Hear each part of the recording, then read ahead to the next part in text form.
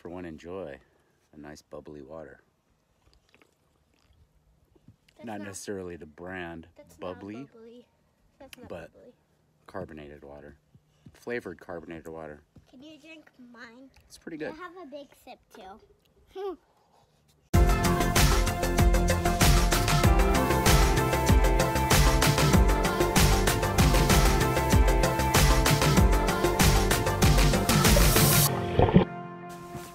You want to be healthy and be strong? Yeah, I'm gonna have salad. Is that why you guys are drinking bubbly water instead of drinking soda pop? Oh, Or soda or Coke, or what do you call that? Soda? Coke? Coke.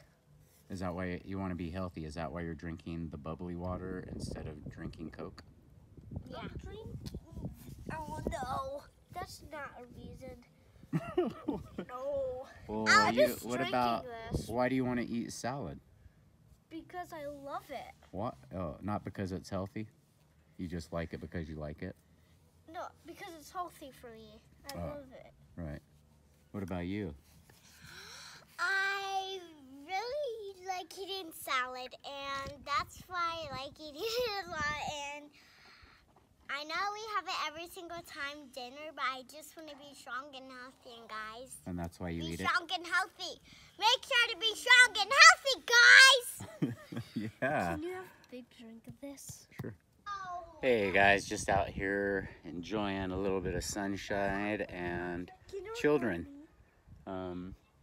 It's just kind of nice to be able to hang out in especially really nice weather.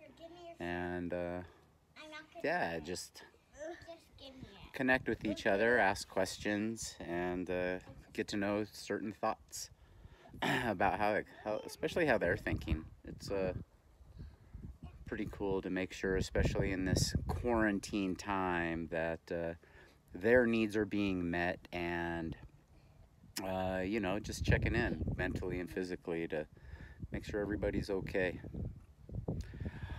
No workout today. There should be, but if you've tuned into the channel before, you know that about every 3 weeks I like to take a complete day of rest. Now that won't include some I'll do some foam rolling a little later this evening, and we probably will go out on a little bike ride just around the neighborhood, and nothing major, just to get out and enjoy the sun. And bike riding is an activity that we all like here in my house, so try to get out and do it without the structure of a workout as much as I can. You know, the kids, I try to get them doing it often, at least being outside for a little bit of time. But if I'm going to be outside with them being active, that's my preferred activity, or swimming, but we can't do that right now. So so that's going to be that. Nothing really big to share with the workout. Just, you know, I would highly encourage you just to get out, get the blood moving. You know, if you're just chilling inside or on the couch and you do have the means to be able to get outside. I was on a conference call earlier and speaking. There was a man from South Africa who says they are locked down, like they can't go anywhere. And so I feel really fortunate that we have the ability to still go outside, the freedom to still go outside. And just try to make smart choices out there. If you're in a situation where you don't, I mean, I hope that you have like a porch. You can go out, get some fresh air, maybe just jog in place or do some jumping jacks, something to just get the blood flowing. If you got some training, actual training scheduled for today, awesome, crush it. Keep going after those goals, even though most races are canceled at this point in time for at least the next few months. I think it's really important just to try to stay motivated and keep the mental game strong. Try to stay in a really positive place, because it can be super easy to dip into darkness, so to speak. And speaking of darkness, here's what I wanted to talk about as far as just kind of sobriety goes today. One of the key things when getting sober is, you kind of have to go back in history and start to figure out why you drank in the first place. And for me, there were so many layers, you know. I mean, my drinking started very early on in life. And I know for me, like back, other than just probably being predispositioned to the disorder, I I did it mostly to fit in, you know, like probably any high school kid, like, oh, go to the party, and you know, and everybody else is drinking and partying. I'm sure that I was seeing it in movies, and I know that my environment, you know, my parents drank, and you know, they went to parties, and so there was that belief that that's just what people did. And of course, I wanted to be like everybody, you know, I just wanted to fit in.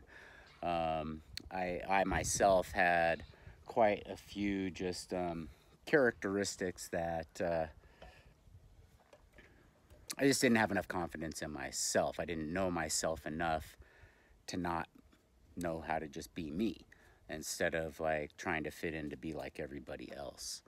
And what kind of you know, it's funny is I think back to early high school, probably junior high, and the crowd that I started running with was like listening to heavy metal music. The first concert that I ever went to in my life was Ozzy Osbourne, and Metallica was the opening band. That's how small Metallica was at that time. And what was also interesting about that period of time is that hard metal music was very much considered like just bad, you know. It was dark, and I don't know, I would say they might have even called it devil worshiping music. But what's so interesting is you know, I didn't listen. I tried not to listen to the words, because at that time the words were confusing me. But when I go back, the lyrics of songs like Master of Puppets it was just like these subliminal messages being sent to me that, like, hey, you know, the message in the song was more about cocaine, and even in shooting up cocaine, heroin or whatever. But the message that wasn't like, I was like, oh, don't do those, that's bad. But what I didn't realize was that alcohol was such a strong drug too, that could take control of you and drag you down. And the message then to me, you know, to an experienced mind, was been like, oh, that doesn't sound like a good path. I should probably put myself in check, or even maybe ask the questions, and is this what I'm doing? So like the signs and the messages for me they were just out there long ago. They were just there, and I was choosing not to listen to them. So, you know, I encourage you again to take a close look. You know, if you think that you might be a person that can't control their drinking, the chances are you probably are a person that can't control their drinking. And I wish I just had the insight to have figured that out a long time ago, you know. But I was already on the journey and on the path, and it wasn't until much later that that it really sunk in. And now thinking about it, I'm like, whoa, like what, man, the universe, my higher power, was trying to let me know back then. The people around me couldn't let me know. They didn't know. They didn't know themselves that they were possibly in this category of drinkers. So I went blind, but there was like these little messages that were just like, hey man, don't do it. It's not worth it. It will ruin your life. And it did. It ruined my life and my relationships. And I hope that if you're watching this video and any of this is resonating, that you don't have to go down the same awful path, even though the chances are that you probably will. But I'm here for you today, guys, and clear mind, clear body, clear soul. Just really hope that the message reaches you and that you can jump on this kind of sober athletic journey with me. You know, being without the alcohol or the drug is obviously the first step in recovering.